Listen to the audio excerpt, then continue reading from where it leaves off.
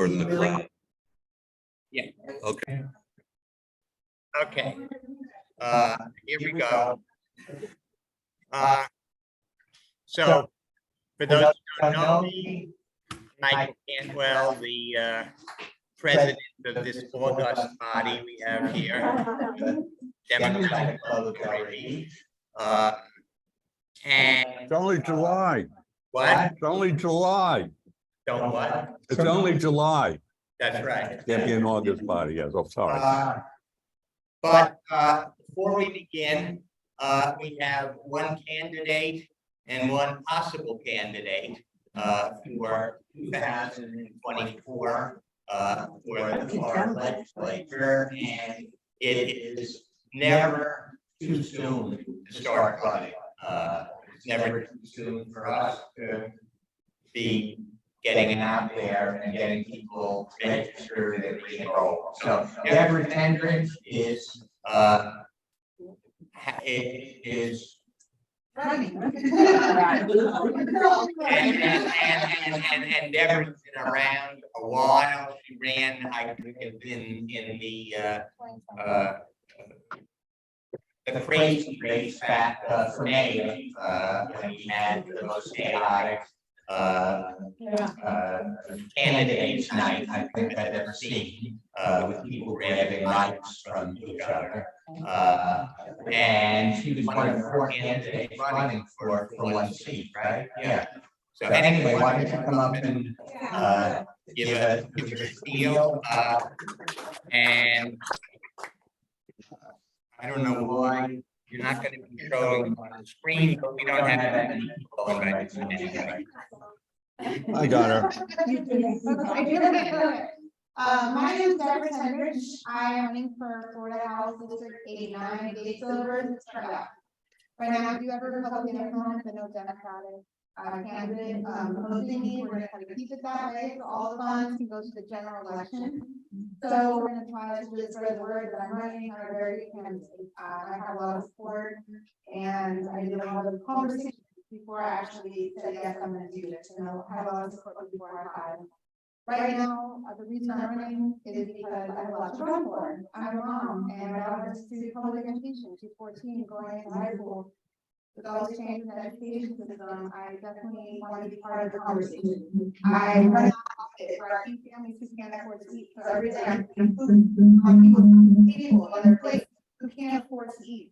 And the reasons are very interesting in different policies. You can see what policy is put in place, legislation, how it affects the families, because I hear it every time they come to our door. We have seniors who own their homes outright. Are other people having trouble hearing? Yes, hold on a second. It's not clear. I'm on mute. Kill your speakers I'm sorry. now. Okay, keep going, yeah. Kill the speakers, Michael.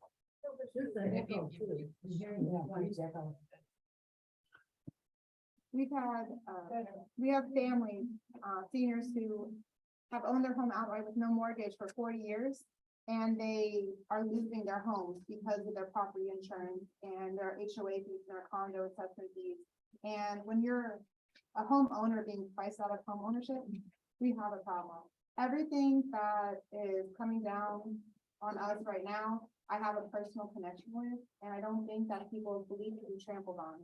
So I am very passionate about the seat. I'm very passionate about making a difference and getting Florida blue, getting out the purple and the red, and really making sure that we have good people in office. I have recruited a friend, Adrienne Alexander. She's also very passionate about the community. And Press on the right. Second button up, press it. You can press it a few times. The more times you press it, the harder it is. We also support people who. Second button from the bottom. The bottom one. Not the bottom one or the bottom? No, the next one. And so what we're doing now is I'm very grateful for her. We just actually had this conversation like 3 days ago. So this is brand new, but tomorrow morning, we're actually going to be going through all the open seats that are available in Palm Beach County that are not challenged by Democrats. And we're going to pick a seat that she connects with the most, and we're gonna, support her as well. So I appreciate you guys listening to me. I have my card for anyone who I haven't given it to, but I'd love to stay and learn what's important to you. My platform is pretty detailed on my website as well, and obviously, I need to fundraise.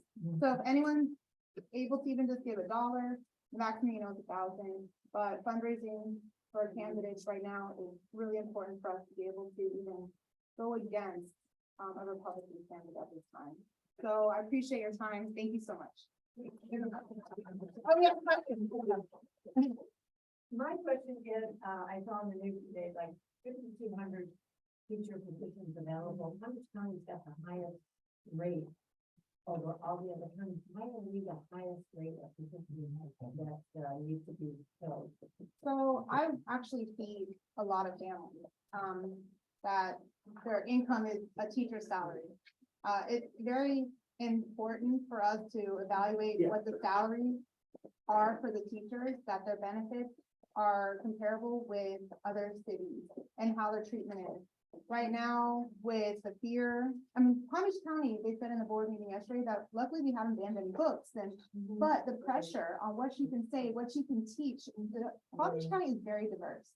So when people are being scared out of diversity, when people are being scared to teach the way they feel comfortable and the salaries don't match what their living expenses are, sometimes honestly, we have to look at the situation. I think that we need to put a needs assessment out to the teachers, find out what's really the biggest issue and hurdle that they're facing. Because my mom was a teacher, she retired, and I hate whenever I see a teacher coming through my doors. They give their money to the kids when the kids can't, and so they don't even have enough money for themselves, but they still invest in their children that they serve every single day. So that's I think a very multi-pronged question. So thank you. I've been in education since the Lyndon Johnson. It's for a long time. I was school administrator and I moved to Florida. I ended up as an adjunct at FAU, preparing teachers to go into the field, working with school learners, at-risk students, and handicapped kids. And not very long ago, one of my students that I had in the classroom had become a teacher mentor. He is now working with student teachers that were attending FAU. And I was very happy to see him. He let me know that he was going to be leaving teaching. He had 9 years in, but he was going to leave. He said, because I met a nice young woman, I'm going to get married, I'd like to have children, and I'd like to live in a nice house, and I can't do it at home. Well, they said that the average income to live comfortably in Palm Beach County is over $100,000. What's the average salary for a teacher? They're probably one of the most important jobs because these kids are with the teachers more than the parents.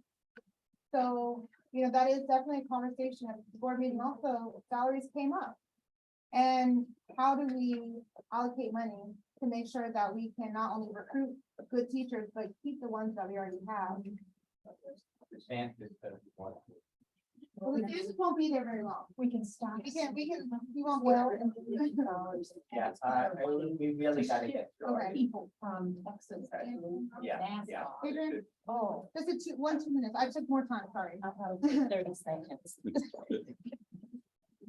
Oh, I'm not saying we're even on. Good evening, everyone. Hello. How are you all doing? Again, my name is Adrian Alexander. And I have connected with Deborah and actually, like she said, a few days ago, we had a conversation and I told her, I've always had aspirations of being in a running, for an office, being in the House, being in the Senate. Years ago, y'all might not believe it, but I'm 46. I know I look like I'm probably 18, but no. But anyways, back when I was about 20 years ago, when I was in my 20s and I lived in the Tallahassee area, I actually worked in the House and I worked in the Senate as well. I worked for a lobbyist while I was there. A lot of what I would do, I would assist him. I go to the committee meetings and so forth and so on.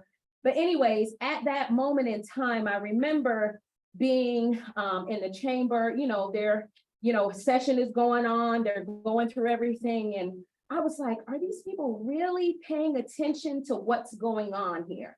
Do they really know what they're voting on with these, different laws? And I was in my 20s and I was just intrigued by the whole process. And I said, you know what, one day I want to find myself on that floor, being able to make a difference for individuals, in my community. I've always had a passion and a heart for people. I was just telling Kathy here, I said, my last name is Alexander, which means defender of mankind. And I believe in defending people. I believe in, doing, and I get kind of emotional because I know there's so much that's just going on.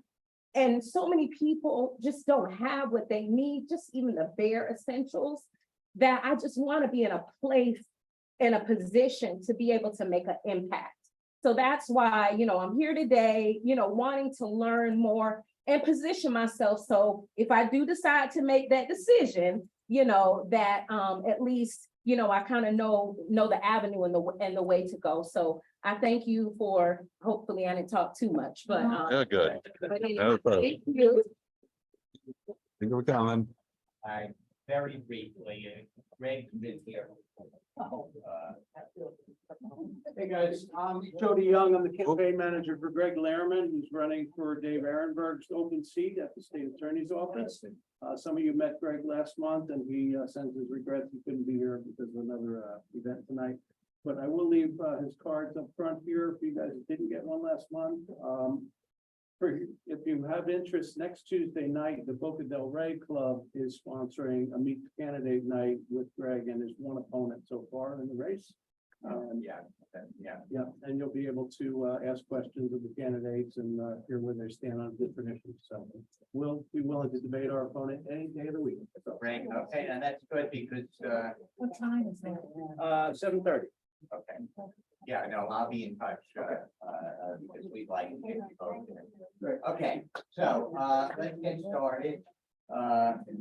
Daniel Lishanky is, the chair of the Palm Beach County chapter of the Floridians for National Popular Vote.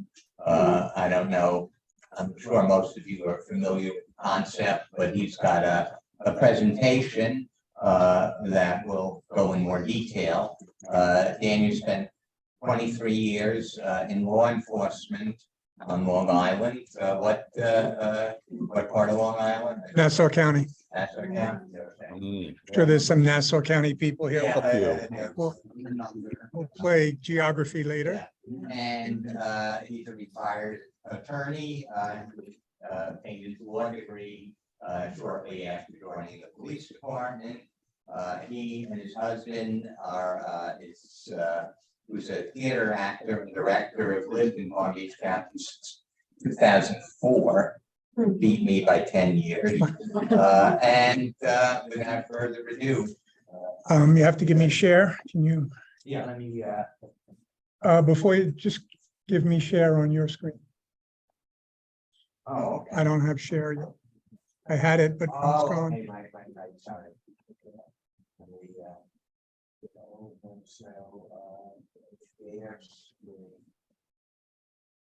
I got it. I can view. I got it. Got him? Got me? Go. You should Great, be okay. got it. Okay. All right, let me give him a light to that.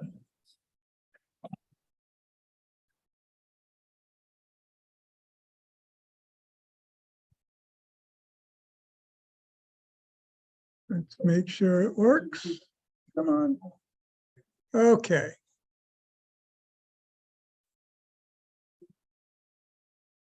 We're good to go. Everyone can, those people at home hear me? Raise your hand if you can hear me on Zoom. Great, thank you. Okay, so we're going to talk about national popular vote. And I'm going to talk a little quicker than usual, so we don't have to keep you here till 10 o'clock. We're going to do a fairly quick PowerPoint, maybe 10 minutes, and then I'm going to leave it open to lots of questions from you. So in terms of national popular vote, let's start off with three basic questions. Do you think that everyone's vote should count? Do you think everyone's vote should count equally? And do you think that the person running for office that receives the most votes should win? All right, We have an easy audience. Did you know that in the United States, there are 519,000 elected officials? 519,000, it's true. You can see most of them are at the local level, some at the state, only 538 at the federal level. And every one of them wins their election by winning the most number of votes, except 2. And we all know, I'm sure you all know, I just have to make my screen a little smaller here because. Okay. Great. Okay. The number of electors in each state is equal to the number of representatives and senators in that state. So currently there are 538 electors. And in order for someone to win, they need 270 electoral votes. No surprise. This will be a little surprise for some of you. The Constitution says the legislature of each state shall determine how their state's electors are chosen. And in each state, the legislature maintains authority to change that method anytime they want. Massachusetts, for instance, has changed their method 12 times. In the beginning of the country, electors in each state cast their vote on presidential candidates, and all votes of all electors in all states were tallied. The candidate with the most electoral votes was the nationwide winner. In the first 2 elections, it was pretty straightforward.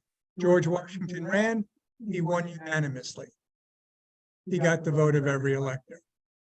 But in the 3rd election, the 1796, similarly, it was the same method, but the result was different because it wasn't unanimous. Thomas Jefferson lost the election to John Adams by 3 votes. And if you look at that election and you look at this map, you'll see a 1 for Pennsylvania, Virginia, and North Carolina. Jefferson realized that he lost the election by the same 3 votes that were represented by 1 vote of 1 elector in each of those 3 states. So he had a brainstorm. He said, what if I could count the votes against me as if they were for me? So they have a new rule, or new rule was started. It says, if I get the most votes in the state, I get all the votes in the state. And that's why today we have winner take all. You understand how it progressed? It didn't start off as a winner take all, but today it's used in 48 states. And now the candidate who wins the most votes in the state receives all that state's electoral votes and negates the other candidate's votes. So winner take all strips electoral votes from the losers and gives them to the winner. Here's an example of winner take all. Candidate A wins 47%, candidate B wins 46%, candidate A gets all of the electoral votes for that state. Candidate B's electoral votes are negated, wiped out. The people that voted for him or her doesn't matter. The result of this, as you'll see, is not every vote across the country counts, and not every vote counts equally. So in presidential elections, winners in more than half the states are announced even before all votes are officially counted. Why? Because most states are spectator states. The real election takes place in the swing states, the 8 to 12 states that are competitive, that can go red or blue. What happens in swing states determines the winner of the presidential election. In 2020, there were 12 swing states. 96% of the general election campaign events by candidates were in those 12 swing states. To show you how many events there were, you can look at the orange numbers. Those are the 12 swing states. And then you can look at the other 5 states that have green numbers and see the other 4%. So those 17 states held 100% of the campaign events. 33 states that were predictably red or blue did not see a candidate. Why? Because they don't need to waste their time or their money campaigning in a state they can't win or campaigning in a state they already won. But swing states change. And in 2024, instead of 12, there will only be 9 swing states. And the voters in those 9 states will determine the outcome of the election. And for the first time in decades, Florida is not expected to be a swing state. And it will be generally ignored. You will see the difference between 2000 and 2020 come time for the 2024 election, when the millions and hundreds of millions of dollars that used to be spent by campaigns in Florida will not be spent here. The other problem with the swing state and what counts and what doesn't count is that whether your vote counts for president depends on where you live. So if you choose to move out of Florida, you might want to determine which state your vote will count in to help you decide where you want to move to. Yeah, but a lot of them are really cold. Yeah, we'll get to the questions later. But you're right. So in 2024, what's coming up, 41 states in the District of Columbia will be spectator states and take it for granted. That's 80% of the population. 9 swing states, 20% of the population will decide the presidency. But here's another problem. So not only does winner take all create swing states, but the difference between who wins and loses an electoral election is just a fraction of 1%. Let me explain. In 2020, Joe Biden won by more than 7 million votes nationwide. In just these 3 states, Arizona, Wisconsin, and Georgia, there were 11.5 million votes. Just those 3 states. If there was a shift of just 21,500 votes to Trump from Biden, Trump would have won those 3 states and the presidency. That 21,500 out of the 11,500,000 cast, that amounts to 0.2%. 0.2% of the votes cast in those 3 states. I'm going to show you what 0.2% looks like. There's 1,000 X's, 50 across, 20 down. If I asked you for 0.2% of them, those 2 red X's, that's it. In 2016, similar, Donald Trump received 2.8 million fewer votes nationwide than his opponent, Hillary Clinton. In those 3 states there, Michigan, Wisconsin, Michigan, Pennsylvania, if there was a change of 0.3% of the votes, she would have won. 0.3%. There's 1,000 X's, those 3. That's what determined who won and lost, despite the 7 million popular votes, despite the 2.8 million popular votes. Now we're coming down to fractions of a percent. And just though you don't think this is a very recent thing, I can keep going back, but let's just take a look at 2004. That was a good election. So in that election, George Bush beat John Kerry by 3 million votes. But if we look at just one state, Ohio, if 0.1% of the voters in Ohio had voted for Kerry instead of Bush, 0.1% of the voters in Ohio, Kerry would have won Ohio, the Electoral College, and been the president. 0.1%. Well, you know, I will answer your question, but I will answer it at the end, only because I want to get through this. So what we've seen there between the swing states and the fragile electoral wins That leads to post-election recounts, audits, lawsuits with judges deciding elections, and even violent attacks. Supporters of a losing candidate might be able to find 21,500 votes. But finding 3 million, 7 million, or 9 million, that's not going to happen. So I asked at the beginning if someone's vote should count more than yours. One person, one vote is a fundamental principle, but it's violated by the presence of swing states and winner take all. The votes of every citizen must count, but they don't. And all votes must count equally, but they don't. So in more than 519,000 elections, the person who received the most votes wins, but not for president. And as a result, one person, one vote is violated. Let me show you an easy way to see that. So here's a chart. This is a chart and shows how many people are represented by one elector in each of the 50 states and the District of Columbia. Wyoming is on the left. There are 190 people represented by one elector in Wyoming. Texas is on the right. There are 760,000 people represented by one elector in Texas. So the elector in Wyoming has 4 times the power of an elector in Texas.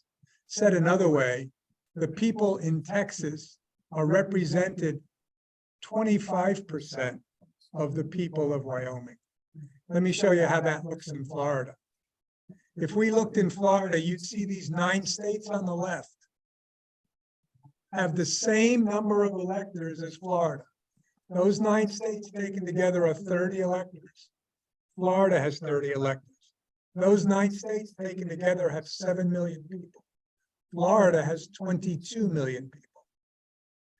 So, as you can see, the 9 states with 1/3 the population has more voting power than Florida.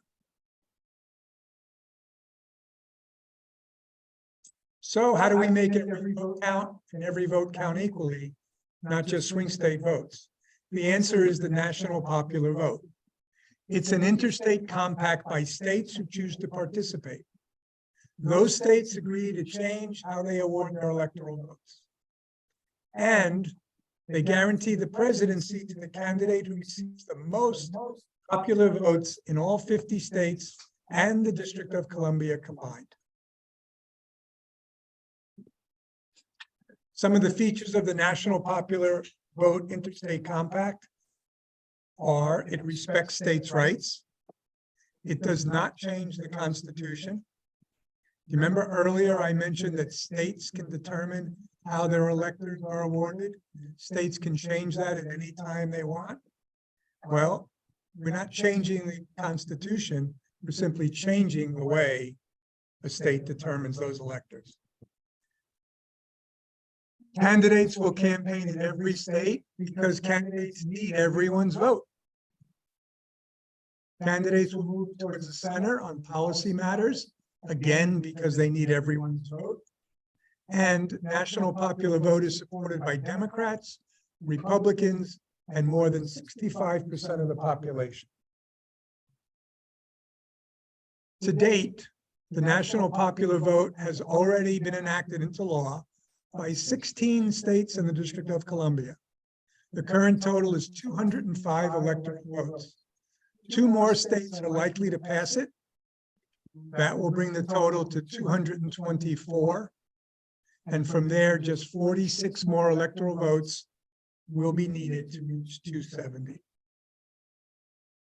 In Florida, in this past session, Representative Gottlieb from Broward, Senator Torres from Orange County, introduced the National Popular Vote Interstate Compact Bill. They received a total of 10 co-sponsors. The year before they introduced the same bill, they received 3 co-sponsors. In the coming session, we're already speaking to the legislators. We're looking for 30 co-sponsors. give you some idea who Floridians for National Popular Vote are. We are part of the League of Women Voters, both here in Palm Beach County and in Florida. Our partners include the League of Women Voters, include nationalpopularvote.com, Common Cause of Florida, Make Every Vote Matter. And right now, there's a steering committee in Florida of 10. There are 22 district chairs. As I was introduced, I'm the district chair in Palm Beach County. We have volunteers. We have over 1,000 people receiving our newsletter every month. What can you do? How can you help make National Popular Vote a reality? Tom is going to hand out some more handout cards for you. Those people at home and those people watching on the screen, you're going to get the same information. All you have to do is go to our website, Floridians for NPV, Floridiansfornpv.com.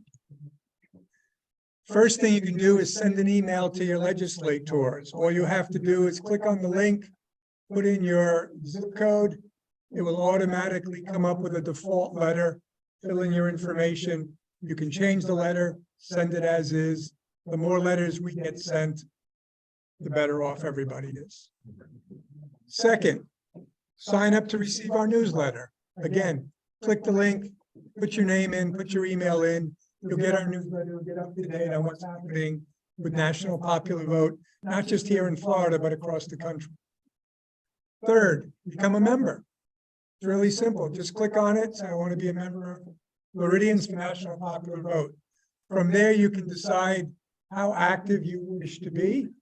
You can be crazy like Joyce and Tom and me, or you can just come in on Zoom when it's convenient, maybe do some phone banking when it's convenient. I don't want to take you away from your Democratic club, but there's always time to do other stuff. Next, schedule a speaker. If you belong to a community organization, Rotaries, Kiwanis, country club, golf community, we don't care. We'll come and speak to anyone. We want to build an army of support. We want people like you who walked in and weren't sure what National Popular Vote was to leave saying, that makes sense. And when you go online to do research and find the YouTube videos that say National Popular Vote, that's stupid. Here's why. You can say, no, I heard that's not true. What you said is not true. And in the questions and answers, we'll talk about what they say that's not true. Lastly, tell your friends about National Popular Vote. In every conversation over coffee or lunch, tell them, you know about National Popular Vote? Do you know there are only 8 to 10 swing states choose a president? You know Florida's not going to matter in 2024? Important stuff people should know. We're hoping to change that. And I hope so too. And I'll just leave you with, again, the website for us, Floridians for National Popular Vote, Floridiansfornpv.com. There's also another website, nationalpopularvote.com is a nationwide site. It's an excellent site. One of the things that you can get there on that site, there is a book. It's 1,000 pages. And they have a link to Amazon. The book is $5. $3.99. Thank you. $3.99. The first 200 or 250 pages, terrific information about National Popular Vote, why we should have it, history, current. And the rest of the 750 plus pages is myth busting. Every argument that someone says why it won't work, John Cozen, who started National Popular Vote, or the other editors, will give a 3-paragraph response and then a 3 to 30 page detailed response, depending on what you want to read. So there's a lot out there. And I will also mention one more great website. It's called Conservatives National Popular Vote. And it is a site because National Popular Vote is a nonpartisan solution to a very partisan problem. Conservatives understand that just as well as liberals and progressives do. So there is a site where you can see videos of conservatives that you may know. you can read their editorials, you can read their testimony before hearings on why we should have national popular vote and why the current system is not fair. And that's it. That was a quick run through, but I want to open it up. Thank you. I do want to open it up to questions, because I know a few of you had questions.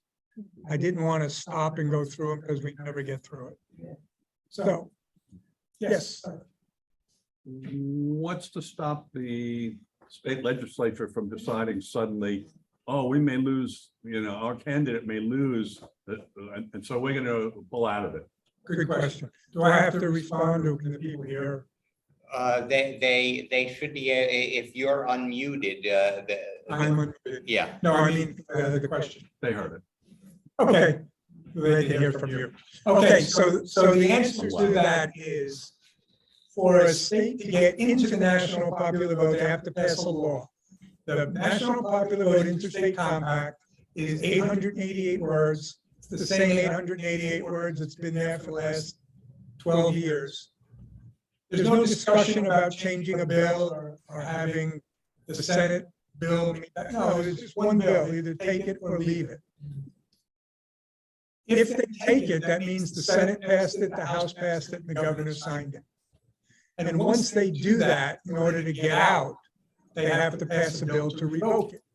The Senate, the House, the governor. They can do that anytime except not within 6 months of an election. So if the election is November 4th, I don't know the date, 2024, they can't do it within the 6 months preceding the election, and they can't do it until after inauguration day. So there's no discussion about who did get the electoral vote, who did win the election, how are we counting this? So And that's in the original bill. that is in the compact, and when the state signs off on the compact, that's one of the things they sign off. So they can change it, they can't change the they can- compact, they can either accept it or reject it. No, but they can change if they want after the election, they can go through that whole process. More than 6 months before the election, they can go through that process.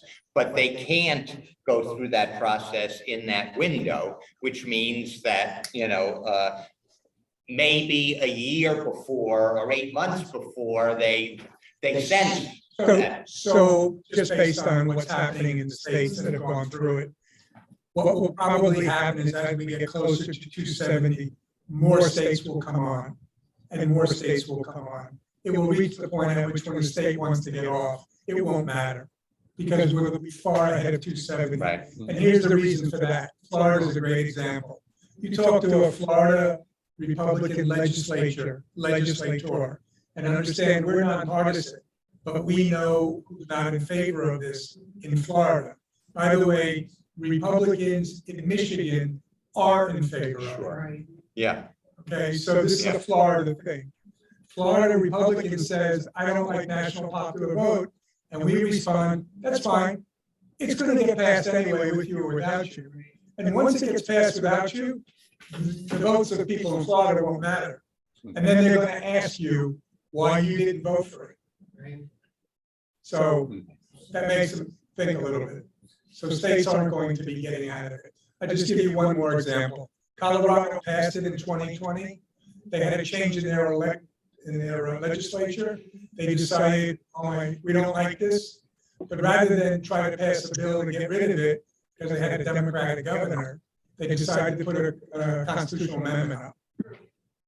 And then they put it up to the voters, basically to get rid of national popular vote. The voters voted in favor of it almost 70%. Wow. yeah. So you had something? Sorry. When I talk in conversation about national popular vote, the biggest rebuttal I get is that they won't vote, the candidates won't vote to areas that have low population, which is similar to electoral college issue list. So I was wondering, how can I combat that conversation? So the comment is that if there's national popular vote and every vote counts, why not just go to the cities and the East Coast and the West Coast and the big states Okay, well, that's just so not true, and I'll tell you why. If you look at the top 100 cities in the United States, you'll find 20% of the population lives there. 20% of the United States population lives in the top, the largest 100 cities. 20% of the population lives in rural areas. 60% of the population lives in suburbs. So if you're just going to go to the cities, you're going to talk to 20% of the people. Why would you do that? The other problem is, the reason why it's not true is, if it was true, isn't that how governors would campaign? Would governors only go to the big cities in Florida and not go to the suburbs and not go to the rural areas? But that's not what they do, because study after study of where governor candidates go, they go to the same, they campaign the same percentage as those population lives. 16% lives in rural areas, 16% of campaign events are going to be in rural areas, et cetera. One last thing. If you looked at the last 5 Republican governors in California, from Ronald Reagan to Arnold Schwarzenegger, you'll find that not one of those 5 carried Los Angeles, San Francisco, San Jose, one more. No, can't think of, there's one more city. Sacramento. No, anyway, it's right near San Francisco. They didn't carry any of the big cities in California, and yet they still won. So if that idea is true, why wasn't it true for those governors running that big Democratic state? But it's not just the cities versus the rural, it's the state as a whole. And what the argument is, why would I come to Iowa? Why would I come to Rhode Island at all? You mean this is a different argument than why should I go to the 33 states that currently don't see anybody? Well, Versus if every one of your votes counted, it doesn't matter if you live in a city or a farm or a suburb. Right, but it matters. Your vote matters. What will change is how campaigns are done. Right. And that's not our problem. That's the problem of the people running for office, to figure out how to do that. And by the way, when I talked about swing states, there are also swing counties. So just because they go to 9 states, doesn't mean they blanket the whole state. They pick the 9 swing counties, the ones that could go red or blue. The whole rest of the state might be one or the other. So when we're looking at national popular vote and finding all the issues, I can show you how most of those are not true. But I always come back to, and that's better or worse than what we have now. Like, we need the small states to have some representation. That's why the Electoral College is good. Really? There are 13 small states. The only one that's a swing state is New Hampshire. 6 are red, 6 are blue, nobody goes there. How are we protecting them? How are we giving them a voice? Yet, if you were to give every voter an equal voice, you'd be protecting all of them. Yes, I'm gonna just in the back. I'm a little confused because you're trying to get the vote out in Florida and now you're saying in 2024, we're not a swing state. And it's almost like I'm thinking, well, why are we even trying to get people, I mean, you know. Yeah, I can, because every state, including Florida, has an ebb and a flow. If you look at Minnesota, which passed national popular vote in the end of May 2023, if you looked at that state 12 years ago, you'd say, there's no way they're ever going to pass national popular vote, even though they started campaigning for it 15 years ago. And lo and behold, in the last election in 2022, Minnesota ended up with a Democratic governor, a Democratic House, and a Democratic Senate. Michigan, that's why Michigan is expected to be next for NPV. So there's hope for Florida. The same way that we come out here and talk to you about NPV in Florida, and I know how hard it would be to get Republicans to pass it in Florida. And yet we also know our time frame is 4 to 8 years.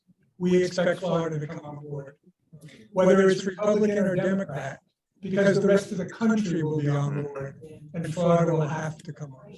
We have some questions on the Zoom, so I'm gonna unshare the screen. You don't need that anymore. And June Neal has a question. June, hang on a second so we can, where is the share? Okay, share. One participant can share. David, how do I, did you unshare it? Okay. There we go. Okay. June, let me switch it I so. can't get back. I can't get. You have to do it because you're projecting on. Yeah, so do it so the speaker can, So right now, you're speaking. okay, June? Mhm. Can you hear me? Oh, June just disappeared. No, I Okay. can hear her. She's I'm coming here. through. I can't. I can't get on. Can you hear Turn your me? speakers on then, Michael. Can you I hear me? think I have it on. Can you hear me? I'm gonna Oh, wait, hold on. mute mine, you turn yours on. Okay, Hang on, June. okay, June? Can you hear me? Yes, can hear you. can you Okay. hear June? Okay, Uh, go ahead. First of all, thank you so much for the information. It's such a critical issue, as we have found out with those who are trying to destroy our democracy. This is a tangential issue. Has there been any discussion along with the NPV to change the way we raise, or the candidates raise money? I'm thinking of having a sort of national distribution where either all voters or taxpayers or whatever can contribute whatever it is, $1, $2, $5, and then it's distributed equally among the final candidates. So we don't have the lopsided and corrupt system we have now. I'll answer it in two ways. First is, Kill 'em. James Carville wrote I guess it was an op-ed piece, probably 10 years ago. It was somewhat tongue in cheek. But if you get to look it up online, James Carville, how to fix election finances. It's a wonderful idea. It'll never happen. And the second answer I'll give you is not my expertise area. So ask me a question on national popular vote. I could talk all day. I got one. Go ahead. Okay. The only way Bernie Sanders was ever able to win in Vermont as senator is it's a small enough state so he could literally talk to everyone. The reason Iowa and things like that are used for primary states, early primary states, is because it's small enough where in-person contact means something going from area to area to a bar and here and whatever. The problem I see with this is that it completely reduces campaigning to TV ads, because there's no way a candidate running for United States president can meet enough people individually to make any difference at all. One of the advantages of having swing states and even swing counties is that the candidate has to go there and talk to them, and it makes a difference.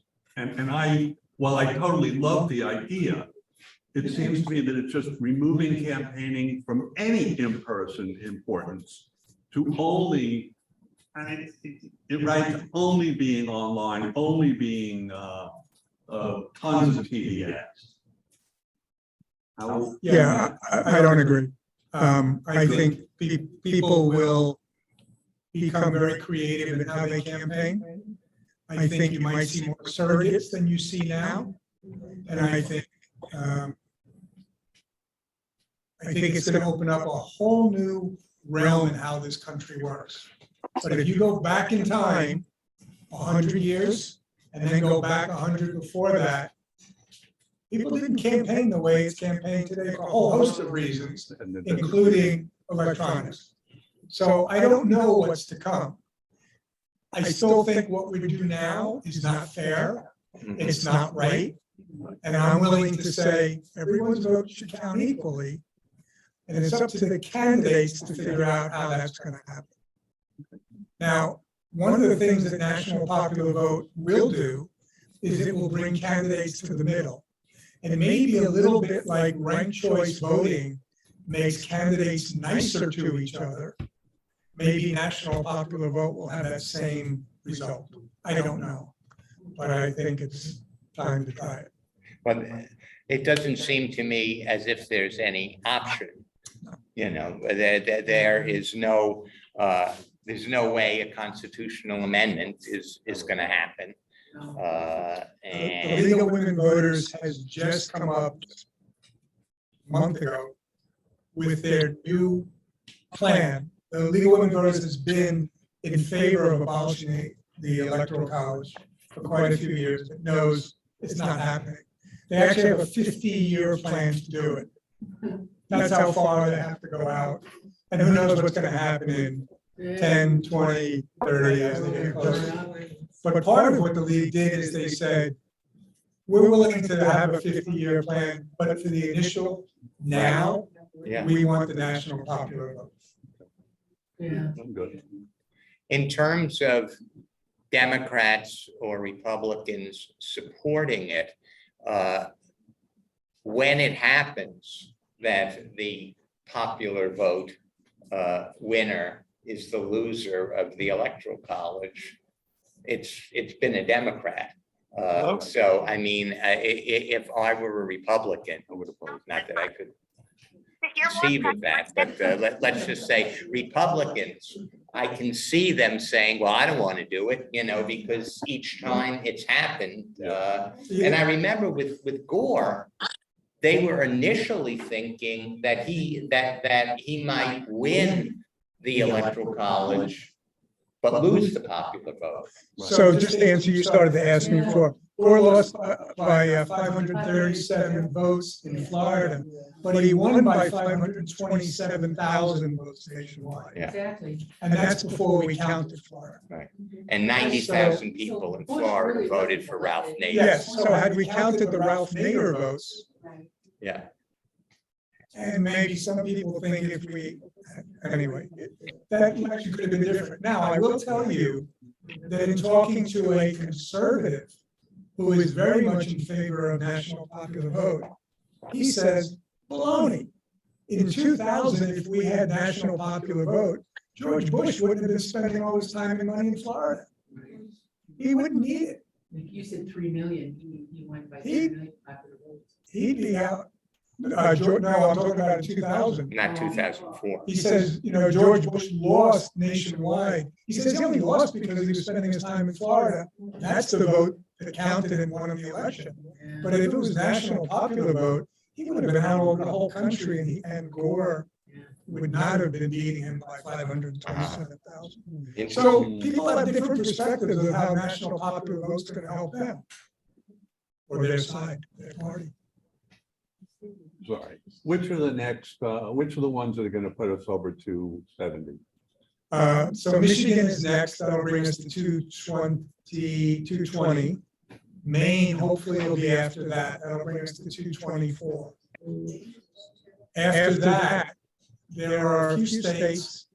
A lot depends on what happens in the 2024 election in those states. There are some states where, let's say, people that are in favor of national popular vote, maybe run 2 of the 3, you know, House, Senate, governor slots. And then some states are looking at, and by the way, the nationalpopularvote.com and the national organization, they're doing grassroots campaigning. They are funding candidates who are in favor of national popular vote to beat the candidates who are already sitting there saying no. So that's happening. And then there's constitutional amendments, and they're looking at 2 or 3 states. We have to go, See where they want to sorry. go, spend a lot of money $20, $30, $40 million per state. But at least put it up to the voters for a constitutional amendment. And it gets that expensive not to get it on the ballot. But all the advertising that you need to counteract the sky is falling. What's the national, you don't vote by. How many of the states that have You don't have joined electoral are college. blue states? And I think the majority of All them of are them. blue state, all of them. All of them. Okay. But understand that there have been conservatives in Yeah, many of no, those yeah. states who are in favor. Right. So, and the other thing that happens is, you know, when there were 150 electoral votes, it was a good idea. And when there were 195, okay, this could happen. And all of a sudden, there's 205. And that sounds a lot better than 190. Yeah, yeah. And when there's 224, that's gonna sound a lot better too. And as the snowball keeps gathering speed down the hill, we're very hopeful that, again, it's not gonna be before 2024. But it could be for 2028 and certainly 2032. Yeah. Well, what percentage of the population who does vote would understand your presentation? How many people here did not understand what I said to them? No, that you do a good presentation, but I mean, the people that aren't involved. in- I think, so if you go on Floridians for NPV, right on the front homepage, there is a 2.5-minute video. Oh, good. It looks very similar to this because I made it. And some of these slides will be in that. But it only took 2.5 minutes. And if you tell your friends and they say, It doesn't count. I don't know. Have them watch 2.5 minutes and see who doesn't understand. I think more people would be upset if they knew their vote didn't count. Right. Yeah. And that's what the video harps on. You got a lot of extra information because you're involved politically. Yeah. See, I think the Parkland kids and those people need to know. 70 million Yeah. people voting for Trump, I doubt very much the population in this country would understand what you're doing. Well, I think that was Kathy's point, you know, I mean, in this room or Kathy's friend. But I think what Dan is saying is that it really is, if they take the 2.5 minutes, it may. But I think people understand it. Some people want to live in another world. They can. All we need is enough people to make it happen. Right, right. We don't need everybody. We need enough people to make it. That's like me. We try to explain it to the high school kids who were turning 18 and. So we actually have a new, right here at Floridians NPV, Good. we have a new program that's targeting the high schoolers and college age kids. Excellent. You know, they say speaking their language. Their comments are usually, I don't vote because it doesn't matter, it's all BS. Right. Right. Said, okay, you want to change it? Yeah, Here's how you change it. Here's how you- well, you talk about moving. I moved here in 2014 from New York. I said, my vote's gonna count for the first time in my life. I was excited, you know, a purple state, we're gonna turn it blue. Rick Scott won in 2014. Trump won in 2016. Rubio was reelected in 2016. DeSantis won in 2018. This is because you. Scott went to the Senate, you know, and then Trump won in 2020. You're right. I should have moved somewhere else. Well, you know, look, if half the population of Palm Beach County moved to North Dakota, we'd have 2 senators. Yeah, That's the problem. that's right. Yeah. Okay, any other questions? Thank you very much, I Thank appreciate it. you, Dan. That was great. All right, yeah, there are no more questions online. So, next meeting, everyone, we're gonna try to have a joint meeting with the United Haitian American Club, Dr. Mark LaFalez, and Oh, cool. Jody, your idea, I've been meaning, because someone contacted me. I know Greg's opponent, I think, worked in Aaronburg's office. And it would be really nice to have both of them. So those are things coming up. And Aaronburg actually will be speaking on in September to us. What? He yeah, I think that's where he's going. Yeah, no, he's great, and he's been in public service where you don't make very much money. MSNBC is my guess. Yeah, yeah. So,